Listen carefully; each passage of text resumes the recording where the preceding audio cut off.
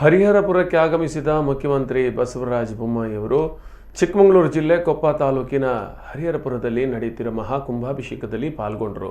ಹರಿಹರಪುರದ ಸಚ್ಚಿದಾನಂದ ಶ್ರೀಗಳ ಆಶೀರ್ವಾದ ಪಡೆದಂಥ ಮುಖ್ಯಮಂತ್ರಿ ಸ್ವಾಮಿಗಳು ಸಿಎಂ ಅವರಿಗೆ ರಾಜಕೀಯ ಭವಿಷ್ಯ ಉತ್ತಮವಾಗಲಿ ಎಂದು ಹಾರೈಸಿದರು. ಇದೇ ಸಂದರ್ಭದಲ್ಲಿ ಅವರ ರಾಜಕೀಯ ಕಾರ್ಯದರ್ಶಿ ಜೀವರಾಜ್, ಶಾಸಕ ರಾಜೇಗೌಡ ಸಾಥ್ ನೀಡಿದರು.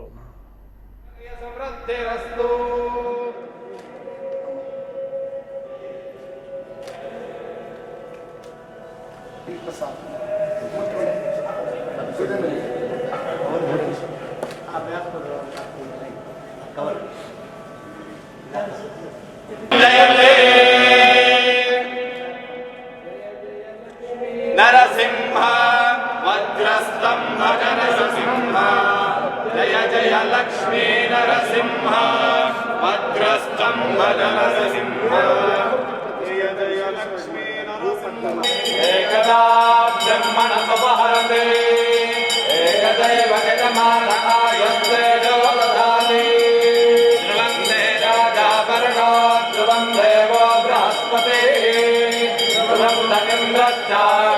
राष्ट्रं धारयतां ध्रुवम्